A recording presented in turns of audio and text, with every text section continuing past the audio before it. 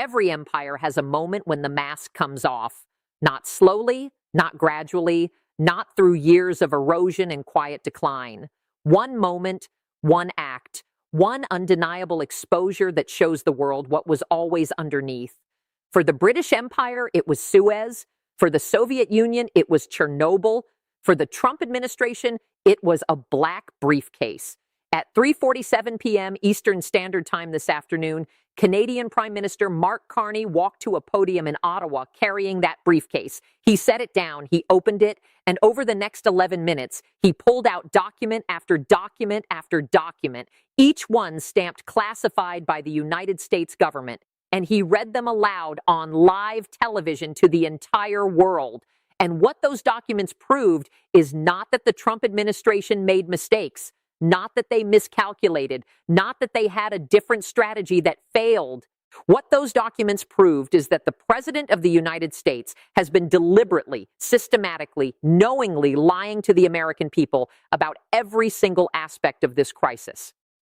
Lying about who has leverage, lying about what his own experts told him, lying about whether Canada would break, lying about whether America could win, and the final document, the one that sucked the air out of every newsroom, every congressional office, and every living room in America, was a transcript. A transcript of Donald Trump, in his own words, telling his chief of staff that he would rather destroy the American economy than admit he was wrong. Not paraphrased, not interpreted, not alleged, his own words on paper, classified, leaked, and now public. The American people just discovered that their president is not fighting for them. He is fighting for his ego, and he told his own staff in private that he is willing to sacrifice every American job, every American savings account, and every American alliance to protect his pride. This is not a political scandal. This is a national betrayal. And the man who exposed it was not an American journalist, not an American whistleblower, not an American institution. It was the Prime Minister of Canada, standing at a podium in a foreign capital, doing the job that American democracy was supposed to do for itself. In this breakdown, I am going to walk you through every document Carney pulled from that briefcase and show you exactly what lie each one demolishes. I am going to reveal the immediate meltdown inside Washington and why 3 senior administration officials resigned within hours. I am going to show you the 4 receipts that prove the documents are authentic and that Trump's claim they are fake news has already collapsed. I am going to explain how Canada obtained the most sensitive classified documents in the U.S. government and what that tells you about how completely American institutional trust has disintegrated.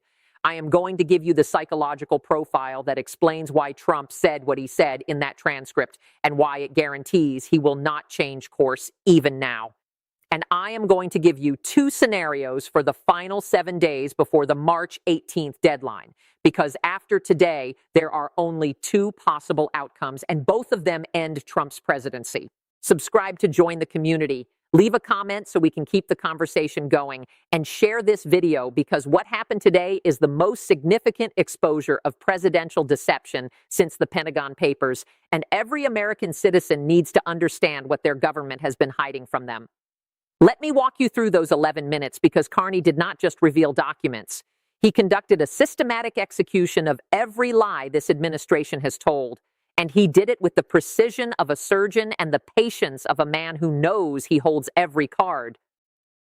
Carney opened by addressing the lies directly. No preamble, no diplomatic softening, no careful framing. He went straight for the throat. He said over the past month, the Trump administration has made numerous public statements about this crisis. They have claimed that Canada is the aggressor. They have claimed that the United States has overwhelming leverage.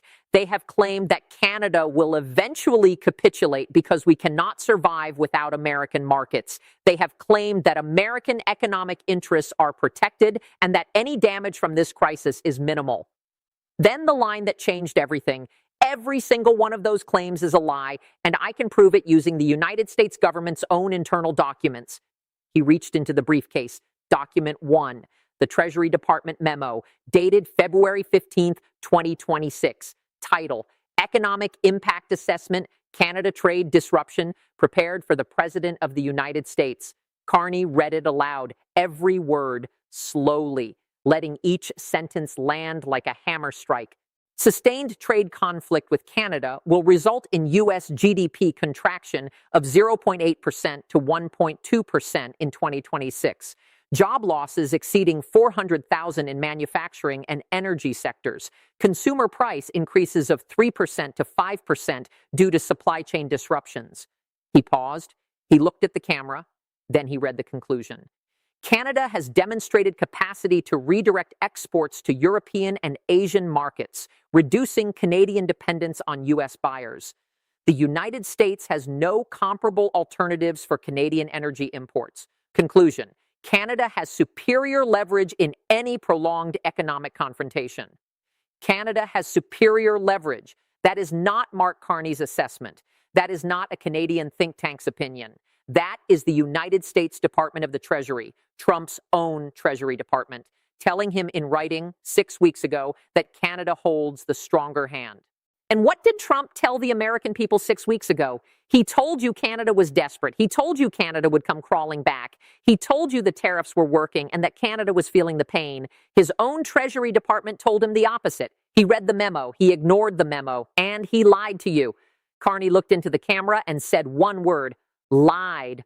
Document 2, the Pentagon Assessment, dated February 28, 2026. Title: Strategic Impact, Potential NORAD Dissolution, prepared by the Joint Chiefs of Staff. This document addresses what happens if Canada follows through on dissolving NORAD, and the Pentagon's assessment is devastating. Dissolution of NORAD would create critical gaps in North American air defense, particularly in Arctic early warning capabilities. Canadian radar installations and air bases are essential for detecting aerial threats approaching from northern vectors. Loss of Canadian cooperation would require the United States to invest an estimated $40 to $60 billion over 5 to 7 years to build comparable independent capabilities. During the transition period, the United States would face significantly degraded ability to detect and respond to airborne threats. $40 to $60 billion, 5 to 7 years. And during those years, the United States cannot fully detect threats approaching from the north. That is not a policy inconvenience. That is a national security catastrophe. And the Pentagon's recommendation? Carney read it with the calm precision of a man reading a verdict. NORAD must be preserved. Accepting Canadian terms for continued cooperation is strategically essential. Accepting Canadian terms. The Pentagon, the institution Trump claims to champion, the military he says he supports, told him directly that he must accept Canada's demands, not negotiate, not counter-propose, accept. And what did Trump tell the American people? He told you that threatening to pull out of NORAD was leverage he held over Canada. He told you Canada needed NORAD more than America did. He told you that Canada would blink on defense because it could not survive without American military protection. His own Pentagon told him the opposite. Canada does not need American protection. America needs Canadian cooperation. And every day Trump refuses to accept Canada's terms, America gets less safe. Carney looked up from the document. He lied. Document 3, the State Department cable, dated March 4th, 2026, sent from the U.S. ambassador to NATO to the Secretary of State, classified, eyes only. This is the document that proves the United States has been lying about having allied support. All NATO members contacted regarding the U.S.-Canada dispute have expressed support for Canada's position. Multiple allies have privately indicated they view U.S. actions as a violation of alliance principles and will not support the U.S. position in any NATO forum. Every NATO member, not some, not most, every single one contacted expressed support for Canada. The cable continued. The Alternative Security Partnership Fund proposed by Canada has received enthusiastic support from 23 NATO members. U.S. diplomatic isolation on this issue is complete. Complete. That is the word the U.S. ambassador to NATO used to describe America's diplomatic position. Complete isolation, not partial, not concerning, complete. And the recommendation? The United States should accept Canada's demands immediately to prevent permanent damage to alliance relationships. The State Department, America's own diplomats, told Trump that he is completely isolated and must accept Canada's demands. That cable was sent on March 4th, 8 days ago. And in those 8 days, Trump has continued to claim that allies support the American position. He has continued to claim that Canada is the one that is isolated. He has continued to claim that the world stands with America. Complete isolation. Carney did not even need to say the word this time. He just looked at the camera, and the silence said it. He lied. Document 4, the National Security Council Decision Memo. This is the document that proves Trump's own national security leadership unanimously told him to surrender, and he refused. Dated March 8th, 2026. Title, Decision Memo, Response Options to Canadian Ultimatum. Prepared by the National Security Council for the President of the United States. Carney read the 3 options presented to Trump. Option 1, full compliance with all 5 Canadian requirements. Assessment. This ends the crisis immediately, restores trade and security cooperation, but represents political humiliation for the president. Option 2, partial compliance offering compromise on some demands.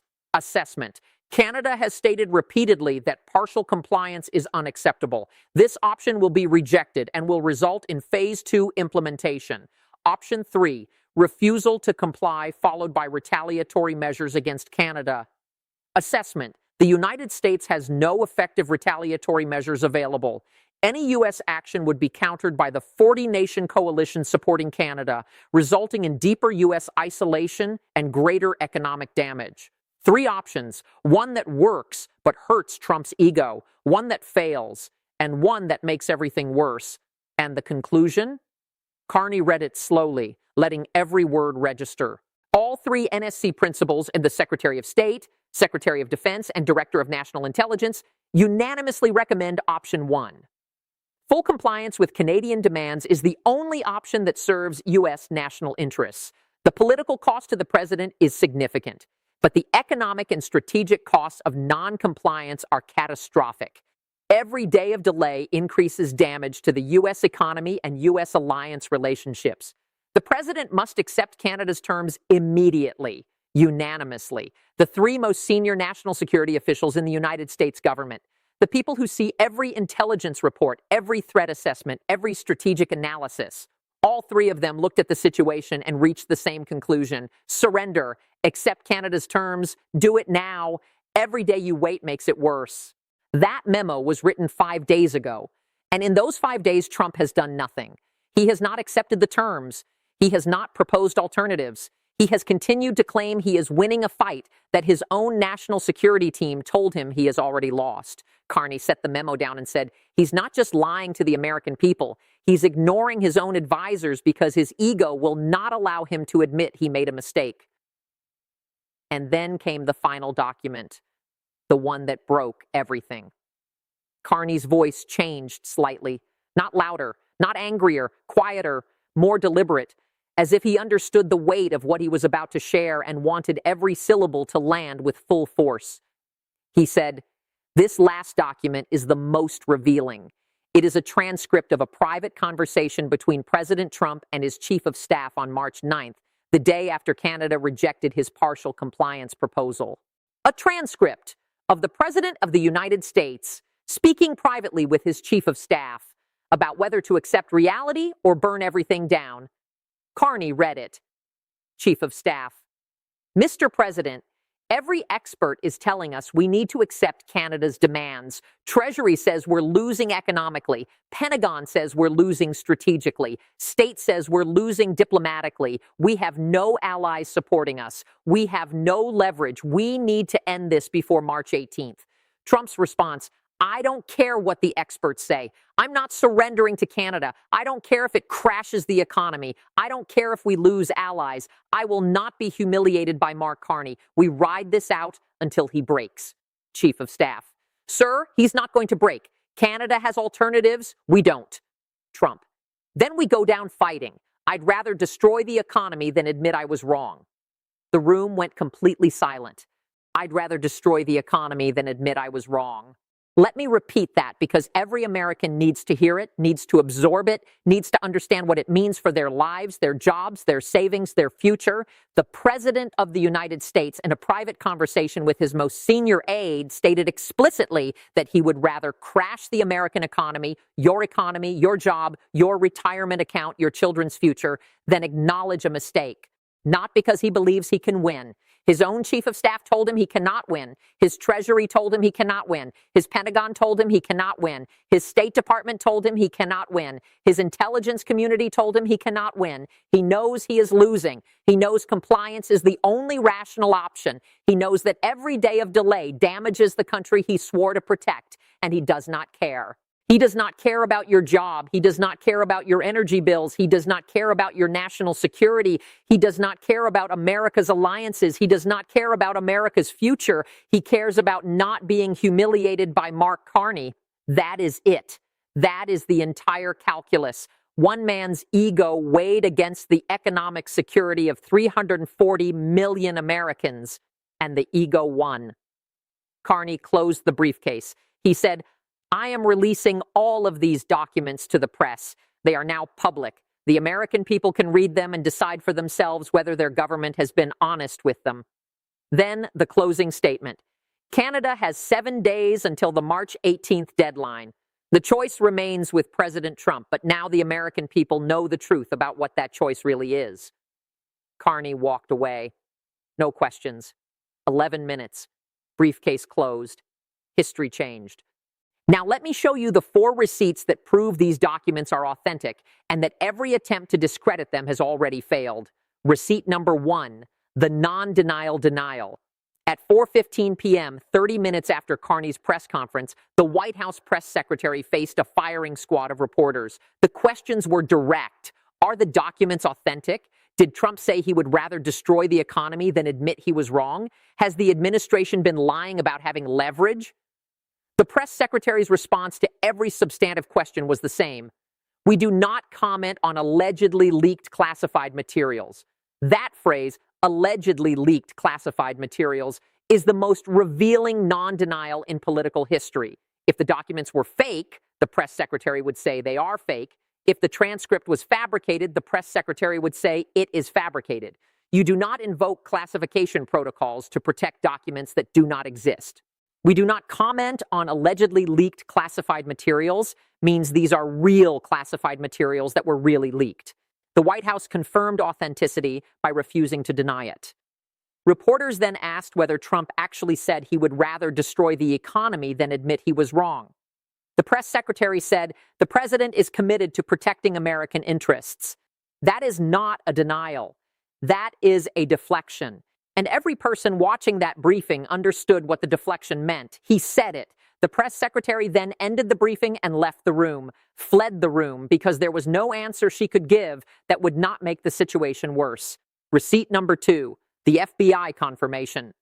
At 5 p.m., the FBI and the Office of the Director of National Intelligence issued a joint statement announcing an immediate investigation into how Canada obtained classified U.S. documents. Read that statement carefully. The unauthorized disclosure of classified national security information is a serious crime. We are working to identify the source of this leak and will prosecute anyone involved to the fullest extent of the law. The FBI is investigating a leak. You do not investigate a leak of documents that do not exist. You do not assign FBI counterintelligence resources to investigate fabrications. You do not issue a joint statement with the Director of National Intelligence about fake papers. The FBI just confirmed in writing in a public statement that the documents Carney revealed are genuine classified United States government materials. The FBI confirmed what the White House would not say. The documents are real. Receipt number 3, Trump's self-contradiction. At 5:45 p.m., Trump posted on Truth Social. The post said, "The so-called documents released by Canada are fake, created by Canadian intelligence to make me look bad. Nothing in those documents is real. This is election interference by a foreign government. Canada will pay a severe price for this." Fake. Created by Canadian intelligence. Nothing is real. Except 45 minutes earlier, the FBI announced it is investigating the leak of classified materials. You cannot simultaneously claim documents are fake and investigate who leaked them. You cannot claim Canadian intelligence fabricated the documents while your own intelligence community treats them as genuine classified materials that were unlawfully disclosed. Trump's response contradicts his own FBI, his own director of national intelligence, his own press secretary's careful non-denial. Every institution in the U.S. government has treated these documents as real, and Trump is standing alone claiming they are fake. This is not a credibility gap. This is a credibility chasm. The President of the United States is publicly contradicting every agency under his authority, and the agencies are not backing down. They are not changing their statements to align with Trump's claim. The FBI is investigating a real leak. The DNI is investigating a real breach. And Trump is on Truth Social screaming into the void. Receipt number 4, the Senate confirmation. At 6:30 p.m., Senate Intelligence Committee Chairman Mark Warner held a press conference. Warner has access to the most sensitive classified information in the U.S. government. He sits atop the intelligence apparatus. He sees what the president sees. And this is what he said. I have reviewed the documents released by Canada. Based on my access to classified information and my knowledge of how these types of documents are produced, I assess that these documents are authentic. The chairman of the Senate Intelligence Committee on camera confirmed the documents are real, he continued. If they are authentic, and there is every indication that they are, then the Trump administration has been systematically misleading Congress and the American people about the Canada crisis. The Intelligence Committee will hold emergency classified hearings to determine what the administration knew, when they knew it, and why they lied about it. Systematically misleading Congress. That is not a policy disagreement. That is potentially criminal. Lying to Congress about matters of national security is a federal offense. And the chairman of the committee with oversight authority just announced he is launching an investigation to determine if that crime occurred. Trump called the documents fake. The FBI says they are real. The DNI says they are real. The Senate Intelligence Committee chairman says they are real. The White House press secretary refused to deny they are real. The documents are real, the lies are exposed, and there is nowhere left to hide. Now let me show you what happened in Washington over the next 5 hours, because the collapse was not gradual, it was a cascade. At 7:15 p.m., Senate Majority Leader Chuck Schumer and Senate Minority Leader Mitch McConnell issued a joint statement. Schumer and McConnell, Democrat and Republican, two men who agree on almost nothing, speaking with one voice. If the documents released by Canada are authentic, and there is every indication that they are, then the president has been ignoring unanimous advice from his national security team and has been lying to the American people about the state of this crisis. We call on the president to immediately accept Canada's 5 requirements and end this disaster before March 18th. Bipartisan congressional leadership, publicly stating the president has been lying, publicly demanding he accept Canada's terms, publicly siding with a foreign government against their own president. That does not happen in American politics. That has never happened in American politics. The Speaker of the House and the Senate leaders do not issue joint statements calling their own president a liar and demanding he surrender to a foreign power's requirements, unless the evidence is so overwhelming, so undeniable, so catastrophic that refusing to act would make them complicit. They read the documents. They saw the transcript. They understood that the President of the United States said he would rather destroy the American economy than admit a mistake. And they decided they could not stand beside that. At 8:00 p.m., the resignations began. 3 senior administration officials resigned in protest. Their names have not been officially confirmed, but sources describe them as officials with direct knowledge of the documents Carney revealed. Officials who watched the president receive unanimous expert advice and reject it. Officials who watched the president lie to the public about information they knew to be false. Officials who reached their breaking point when they saw their own classified assessments read aloud by a foreign prime minister on live television. These are not low-level staffers. These are senior officials who had access to the most sensitive deliberations in the U.S. government. And they walked out. They walked out because they could no longer serve a president who puts ego above country. They walked out because the exposure of the documents made their continued service untenable. They walked out because Mark Carney did something they could not do from inside. He told the truth. At 9:10 p.m., the White House issued a final statement for the day. It said, Canada's decision to walk away from negotiations is disappointing and short-sighted. The United States remains ready to discuss reasonable solutions, but we will not accept demands that undermine American interests or American sovereignty. Canada will discover that isolation has consequences. That statement was written before Carney's press conference. It was drafted in response to the earlier negotiation collapse. It addresses a reality that no longer exists. Because after the briefcase, the question is no longer whether Canada is isolated. The question is whether Trump is. At 9 p.m., the Pentagon issued its own statement, separately, contradicting the White House tone again. The Department of Defense regrets that diplomatic efforts have not succeeded. We remain committed to North American security and hope that both nations can find a path toward restored cooperation. That is the Pentagon publicly distancing itself from the president. That is the U.S. military signaling to Canada, to NATO, and to the world that it does not support Trump's approach. That is the institution responsible for defending the United States, telling everyone who will listen that the commander-in-chief is wrong. When the military contradicts the president publicly during a national security crisis, you are not watching normal politics. You are watching institutional collapse. At 9:45 p.m., CNN released polling, conducted in the 4 hours after Carney's press conference. 4 hours. Snap polling capturing the raw, immediate reaction of the American public. 71% of Americans believe the documents Canada released are authentic. 68% believe Trump has been lying about the crisis. 73% believe Trump should accept Canada's demands by March 18th. 73%, nearly 3/4 of the American public is siding with a foreign government against their own president, not because they are unpatriotic, not because they support Canada over America, because they read the transcript. They heard their president say he would rather destroy the economy than admit he was wrong, and they believed it because it sounds exactly like something he would say. Trump has lost the American people, not on a policy question, not on an ideological divide, on the most fundamental question of leadership. Does this man care about the country he serves, or does he only care about himself?